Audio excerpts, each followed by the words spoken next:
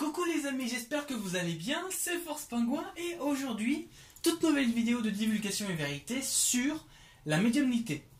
Alors, aujourd'hui, on va faire la définition de la médiumnité, on va vous expliquer comment ça se passe et après, on va vous faire des citations de textes ou de personnages et on va vous expliquer aussi des petits bonus par rapport au corps physique, voilà.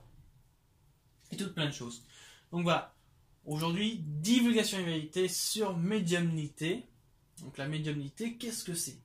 Alors la médiumnité, déjà avant de commencer, en introduction, il est vrai que c'est un sujet très passionnant en ce moment. Pourquoi? Parce que on se rend compte que de plus en plus de personnes, soit ils le font naturellement, ou soit ils le font mais ils ne savent pas comment le faire, comment un peu maîtriser la chose, tu vois. Et du coup, mine de rien aussi, quelque part, c'est quelque chose que tout le monde aimerait bien acquérir. Donc du coup, on va vous transmettre la recette de comment maîtriser la médiumnité. Voilà, ça c'est pour la fin de l'introduction. Donc, pour revenir à la définition, qu'est-ce que c'est la médiumnité? Alors, vous pourrez lire des articles sur Wikipédia, sur Internet avec YouTube, ce que vous voulez, avec des pavés qui vont faire ça juste pour une définition. En vrai, ça prend 2 lignes. La médiumnité, c'est quoi? C'est tout simplement le fait, à travers ton corps physique, et à travers la tête surtout, de tenir une conversation avec ce que les humains appellent l'au-delà. Bon, en fait, nous on sait que c'est bien des plans subtils, et avec des entités plus subtiles. Par exemple les Pléiadiens, par exemple la Confédération, par exemple plein d'autres trucs, tu vois. Ou même si on exclut tout ça, pour rester très familial, avec le grand-père qui vient de mourir et avec lequel on veut rester connecté, tu vois. Non mais c'est vrai, quelque part. Il y a beaucoup de gens qui s'attachent aux grands-parents, aux parents, aux chiens, chats, etc. Mais qui, en étant dans le domaine familial, qui n'a jamais voulu rester en contact avec soit le grand-père, le chien, la tante, la sœur, le parent, tu vois, à travers ça. Parce que la personne n'arrivait pas à maîtriser la médiumnité, du coup, il ne pouvait pas y avoir. Mais par contre, il n'y avait que des petits flashs, ce qui était énorme déjà pour eux. Mais tu vois, façon d'acquérir. Donc c'est tout simplement, en fait, converser avec le corps physique, via aussi la tête, bien sûr. Donc c'est ça juste la médiumnité. Et ensuite pouvoir apporter des réponses sur certaines choses. Donc ça fait comme un intermédiaire si tu veux. Pour te faire une petite image, juste une petite image. Tu prends le téléphone portable. Ou allez, non. On va prendre un truc un peu plus courant si on puisse dire. La télé. Ah, cette fameuse télé. Bon, si vous l'avez jetée à la poubelle, je vous rassure, tout va bien pour vous, vous êtes nickel, au top. Et c'est-à-dire que si vous avez via la télévision, c'est que vous êtes dans l'esprit d'éveil. Ça, c'est surtout très intéressant. Mais prenons quand même cet exemple qui est très courant. Tu prends une télé. Bon, la télé, elle marche, elle a de l'image, elle met du son, etc. Mais bon, il faut bien capter des chaînes télé. Et donc, du coup, généralement, tu as un décodeur qui est ensuite relié soit à la parabole, soit au câble. Bon. Oui, parce que tu as un décodeur. Peu importe si tu es sur n'importe quel opérateur ou quoi que ce soit, tu as toujours un décodeur. Ou alors, c'est que le décodeur est intégré dans la télé. Et là, c'est encore autre chose. Si tu as une télé TNT, bien sûr. Donc, du coup, ça fait que la télé prend à travers le décodeur qui, après, arrive à la source. Et en fait, le médium, il se place où dans tout ça? T'as la télé, le décodeur, l'antenne parabole ou le câble, il se met à la place du décodeur. Donc c'est juste ça le médium, il est là. Il est juste en tant qu'intermédiaire décodeur. Donc hop, le câble, la source, ou le plan subtil qui veut faire passer un message. Il fait passer son message, pas obligé de parler, à la pensée ça va très vite. Du coup, le médium, lui, il reçoit l'information. Ou l'image, ou peu importe. Et après, avec la langue, parce que mine de rien, c'est très intelligent quand même. Tu fais un canal entre les deux en étant médium. Bien sûr, tu as la langue qui est déjà acquise, avec toutes les facilités qu'on a.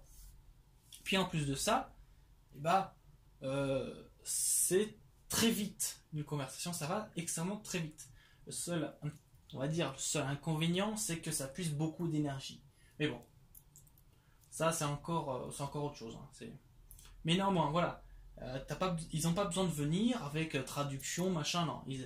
Hop, la pensée, on te donne ça. Après, tu fais avec les mots, tu transcris dans le bon truc, et hop, c'est bon, voilà. Et du coup, ça fait que, voilà, ça transmet comme ça.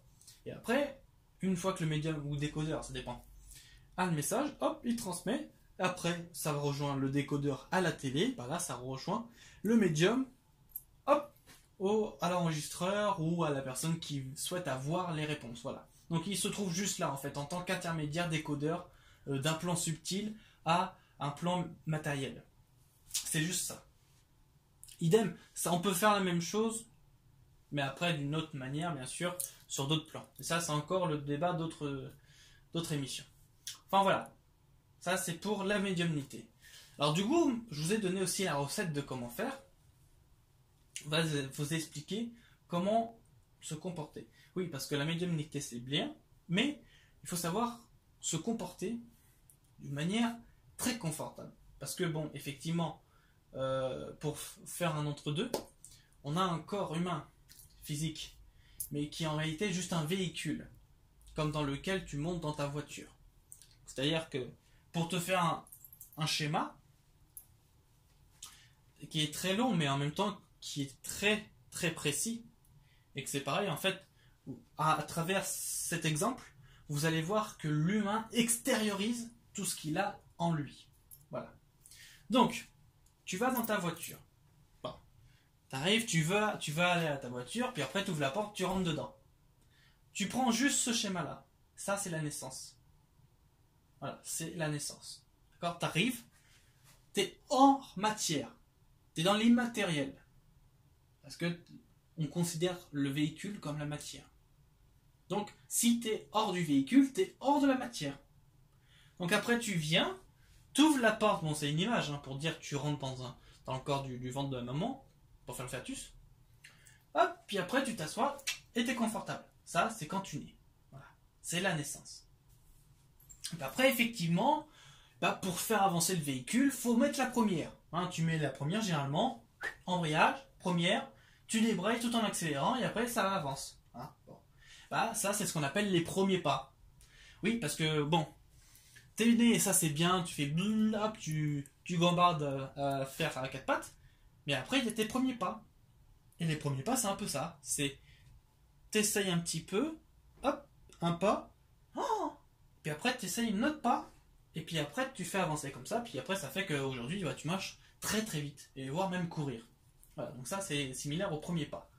Ensuite, après, effectivement, tu grandis, tu as une certaine évolution, comme la gamme des véhicules aujourd'hui, ils ont une certaine évolution, bien sûr. Et du coup, après, tu développes d'autres trucs. Bon, on va pas parler du détail, c'est pas très important. L'essentiel étant que, dans une voiture, tu as quoi? Tu as un lecteur radio, tu as la clim, tu as voilà, un GPS. Prenons au plus moderne, bien sûr. Tu as un GPS et tu as d'autres fonctionnalités qui après sont des accessoires et des options. Voilà. Rétroviseur, voilà, tout ce que tu veux. On va prendre chaque caractéristique. Par exemple, le GPS. Bon, le GPS, on l'a tous au fond de nous. Ce qu'on appelle s'orienter. Même si tu fermes pas les yeux, tu restes les yeux ouverts. Te dire, bon, là, tu es dans un endroit. Bon, là, par exemple, dans cette pièce, tu te dis, bon, devant moi, c'est l'ouest. Derrière moi, c'est l'est. Mais pourtant, tu es enfermé. Tu es dans une pièce. Tu sais pas. Mais parce que tu as vu l'environnement en global, tu as pris une vue un peu... tu as pris beaucoup de hauteur. Voilà, c'est le mot est très bien. Tu as pris beaucoup de hauteur sur l'environnement. Du coup, tu sais où tu sais où t'orienter, quoi. Donc ça, c'est le GPS. Donc ça, tu l'as ici. Ensuite, comme je vous l'avais dit, il y a effectivement la musique. Bon, t'écoutes une musique, ça c'est bien, mais après, tu veux te souvenir d'une musique, hop, t'essayes de mettre le rythme, tu recherches le titre, etc. Et là-dedans, ça vient tout seul. Voilà. Les lecteurs radio, ça c'est gratuit, c'est bien. Après, tu as la clim. La clim, bon, tu vas me dire, mais Nicolas, attends, on n'a pas de ventilateur dans la tête, on peut pas faire le chaud, le froid, il n'y a pas le désembouage, machin, etc. Alors c'est vrai, il n'y a pas le désembouage. Ça, c'est vrai. Par contre, tu te trompes sur un détail. C'est que on peut réguler le chaud du froid. Bah oui. Effectivement, tout est là-dedans. Donc, lui, il chauffe un peu des fois. Et donc, ça donne à des migraines. Et donc, mais l'astuce, et c'est là que c'est bien, bon, à noter bien sûr que le cerveau, déjà, il n'a pas de ventilateur, et de deux, il est très silencieux dans son fonctionnement. On a des machines aujourd'hui qui sont très bruyantes. Voilà, c'est juste pour vous faire un petit contexte. Et du coup, ça fait que quand tu parles, bon bah là, tu émets et puis tu reçois oxygène, dioxyde de carbone. Donc en fait, c'est un échange. Tu vois. Et du coup, ça fait que des fois, tu es sur un truc et tout, et tu bailles. Oh, en fait, tu rafraîchis ton cerveau. Voilà. C'est ça la clim en fait. Tu rafraîchis ton cerveau. Quand tu as des migraines, c'est-à-dire que ton cerveau, il est trop en chauffe.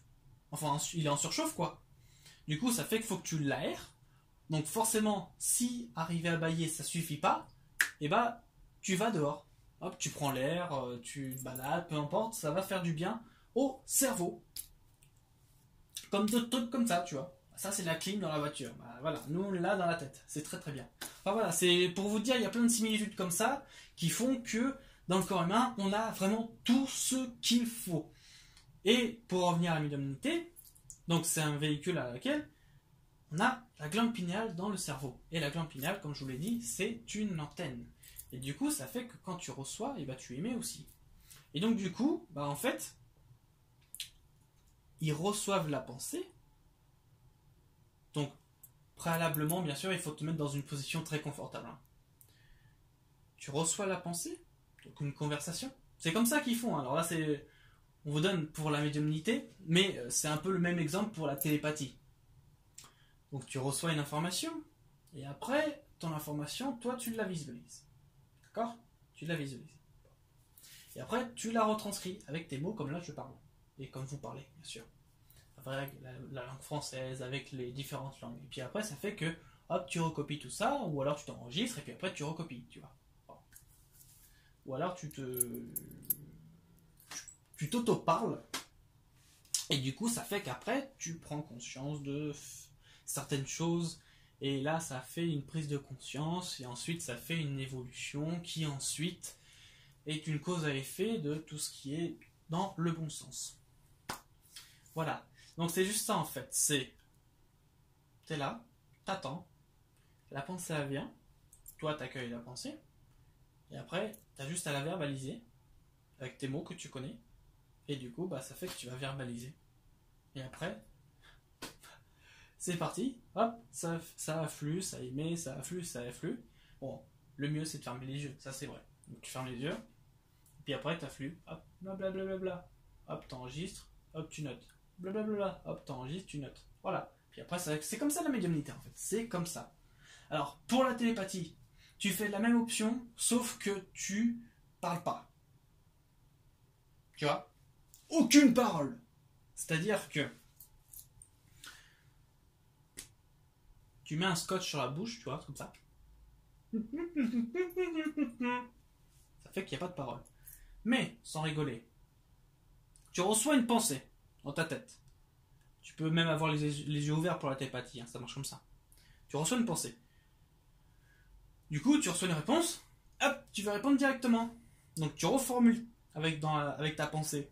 Tu formules la réponse, et après, tu l'envoies. Et la personne va le recevoir, bon, si elle est connectée bien sûr, va le recevoir, puis après vous faites des échanges comme ça, et du coup, ça fait que la parole n'a aucune utilité. Bon, c'est bien d'un côté, si vous voulez que des choses ne soient pas dites ou ne soient pas, tu vois, c'est bien aussi. Mais néanmoins, ça évite de parler. Donc ça, c'est la télépathie. C'est la recette de la télépathie. Donc voilà. Après, pour la médiumnité, pour vous citer quelques exemples, notamment ceux qui est sur le CLG, le site web, il y a le principe de 1. Et du coup, c'est la médium Carla L. Ruckert, donc Carla Elisabeth Ruckert, qui a fait la canalisation, comme on appelle ça. C'est-à-dire qu'elle a fait l'intermédiaire, hop, elle a accueilli, hop, on saisit l'information et on parle. Bien sûr, tout cela se fait en une seconde. Voilà. La pensée ayant plus vite, regarde, la pensée va plus vite que la vitesse de la lumière. Là, on a un autre niveau. La vitesse de la lumière, c'est en fait l'objectif pour l'humain. Mais, bien sûr, comme tout est relatif, comme vous le savez, la pensée va plus vite, 1000 fois plus vite que la vitesse de la lumière. Du coup, ça fait que là, c'est encore mieux et les recherches sont approfondies. En plus de ça, plus que tu fais ça, plus que tu t'approches de ce qu'on peut appeler le paranormal ou de sujets ou de visions intéressantes par rapport à un potentiel environnement plus subtil, tu vois. C'est pour ça. Mais du coup, voilà, c'est un peu ça le truc en fait, la médiumnité. C'est un peu le truc. Donc du coup, je réexplique. Médiumnité, tu reçois l'information, tu la centralises et ensuite tu la verbalises. Voilà. Puis après, tu refais de même. Voilà, c'est juste un intermédiaire, un canal. Comme un canal où tu as un fleuve, comme pour le canal de Suez, tu vois, tu as un fleuve qui coule à travers un canal. Là, c'est la même chose. Il faut toujours prendre en compte que ton corps physique, c'est qu'un véhicule. Bon, c'est vrai que, mine de rien, il est bien fait quand même, bon, avec quelques imperfections, mais ça c'est normal, c'est la matière. Hein. Mais néanmoins, bon, c'est un véhicule qui est robuste, qui a de quoi faire, il a l'électricité dedans, il a tout ce qu'il faut, il a des cellules, une mémoire cellulaire, tu as la mémoire, la conscience, l'esprit, qu'on appelle aussi l'âme, et d'autres trucs comme ça, tu vois. Et qui fait que tu es là aujourd'hui, en fait. Voilà. Donc c'est magnifique, tout ça. Et du coup, toujours prendre en compte que tu peux être un intermédiaire pour transmettre de la connaissance, pour transmettre une réponse par rapport à une demande, etc. etc. Voilà, ça c'est le rôle de la médiumnité en général. Et c'est la recette qu'on vous a donnée à travers cette vidéo, si tu souhaites le réaliser, bien sûr. Voilà, donc pour la télépathie, on vous a donné de même, etc. Donc la glande pinéale, on vous en a parlé. On fait quand même un petit bilan. C'est ici, en profil, en face, c'est là, tu vois. C'est pour ça que d'ailleurs les Indiens, ceux qui sont à l'hindouisme, ils se mettent un petit rond, n'importe quelle couleur, hein, ici, parce que c'est le troisième œil. Voilà. Glande pinéale, le troisième œil. C'est connu depuis la nuit des temps. Et du coup, ça fait que là, déjà tu as le chakra, troisième œil, en plus. Bien. Et du coup, ça fait que c'est une antenne qui peut te relier à ce qu'on appelle l'invisible. Et après, tu fais tes canalisations comme ça. Et du coup, c'est comme ça que la glande pinéale est faite. Bien sûr, comme une antenne, ça serait pas, oui, mais ça s'entretient. Pareil, la glande pinéale, tu peux l'entretenir pour la décalcifier. Parce que, il faut quand même avoir la réalité en face. On vit dans un monde où tu es plein de fluor, de calcaire, tout ça. Donc, des fois, il faut décalcifier la glande pinéale. Voilà. Donc, ça, c'est pour le côté entretien de la glande pinéale. Alors, comment résoudre ce truc? Voilà, pour décalcifier, tu prends du curcuma, tu prends du cumin, tu prends du... Il y a un autre épice. Et en fait, tu as 3 épices. Tu as le cumin, le curcuma et tu as un autre épice. Si tu fais un... Je ne l'ai pas tout de suite, mais si tu fais quelques petites recherches, tu pourras voir et constater qu'il y a 3 épices qui sont vraiment très courantes et à la portée de tous en plus. Voilà. Donc, ça permet de décalcifier un peu la glande pinéale. Autre astuce aussi, comme vous le savez, maintenant, un corps physique, ça a des chakras. On a le couronne qui est là, le troisième œil, la gorge. Après, la gorge, tu as les plus connus, donc là ça fait 1, 2, 3 à l'intestin, 4 au ventre. Après, tu as le 7ème, en fait j'en ai oublié 2 au passage, hein. Mais tu as le 7ème, c'est le chakra racine, hein, c'est au niveau du périnée, pour être plus poli. Par par rapport au sexe, hein, d'accord. Et donc après, tu as le chakra du ventre, qu'on appelle... alors, tu as le plexus solaire, tu as plein de choses aussi, tu as le chakra du cœur, tu as le chakra... comment on appelle ça, mince, je me rappelle plus. Mais enfin, vous allez voir dans chakra, divulgation et vérité des chakras, vous avez tout. Voilà. Et du coup, ça fait qu'il y a une énergie qui fait ce qu'on appelle aussi la Kundalini. On a fait aussi une vidéo là-dessus. Et du coup, ça fait que dans tout ça découle des informations, des contenus, etc. Voilà. Donc c'est pour vous dire par rapport à là-dessus. Et surtout, n'oubliez pas à l'esprit que vous avez un super corps. Okay, vous décidez, c'est vous qui décidez de votre corps, c'est pas quelqu'un d'autre, c'est vous. Parce que vous-même, vous êtes créateur de ce que vous faites plus tard ou demain. C'est vous qui co-créez ce que vous faites demain. Personne ne décide à ta place de ce que tu vas faire demain. C'est toi qui décides. Et du coup, en même temps que tu extériorises, tu peux décider de comment tu veux ton corps. Est-ce que tu veux qu'il soit comme un mannequin est-ce que tu veux qu'il soit comme un sportif? Est-ce que tu veux qu'il soit bien même si peu importe la forme? Comment? C'est toi qui décides de ton corps. Voilà. C'était la petite astuce pour une parenthèse très importante aussi. Donc voilà un peu sur toute la médiumnité, etc. Donc bien évidemment, il y a beaucoup de médiums célèbres. Alors, vous faites vos recherches, bien sûr. Je vais pas les citer parce que ça prendrait beaucoup de temps. Mais bon, c'est pas pour dire j'en connais qu'une, hein, c'est pour dire aussi que, mine de rien, ça prendrait beaucoup de temps puisqu'il en a plus d'une dizaine de médiums célèbres. Mais c'est pas le contenu de cette vidéo. C'est pas l'importance. Donc voilà un peu par rapport à tout ça, la médiumnité, télépathie, les corps avec les chakras, tout ça c'est un peu comme une révision, mais qui est globale et qui en même temps est dans le sujet de la médiumnité parce que voilà, ça canalise quoi. Alors, pour vraiment détailler un petit peu, là c'est sur le côté option, bon, la médiumnité, la télépathie, c'est vraiment quelque chose de chouette, c'est vraiment quelque chose de bien. Après, il faut se connecter pour avoir après des véhicules et après tu te balades avec tes autres véhicules, ça c'est super chouette. Mais surtout, il faut prendre conscience que on est on est tout et un à la fois. C'est drôle hein, quand même, on est tout et un à la fois. C'est-à-dire bon, sur le côté physique, t'es tout parce que t'es aussi bien quand tu bouges tes pieds, tu ressens tes pieds, tu ressens tes mains, tu ressens la montre autour du poignet, tu ressens quand tu fais des mouvements ou quand les squelettes y vont mal, etc. Donc t'es tout et un à la fois parce que en fait c'est juste un corps physique. C'est pareil pour tout en fait, c'est pareil pour tout. L'univers aussi, pour tout, voilà. Les planètes et tout. T'es tout et un à la fois et en même temps. C'est génial hein. Du coup voilà, c'était surtout ça à ne pas oublier. C'est pour le côté fédération, tu vois, le côté unité. Voilà. Donc voilà. Écoutez, j'espère que vous avez aimé cette vidéo. C'était tout pour aujourd'hui. Je vous ai fait une petite vidéo sympathique. J'espère que vous avez aimé. Si vous avez aimé, mettez-le dans les commentaires. Hop. Si vous avez des questions, mettez-les dans les commentaires aussi.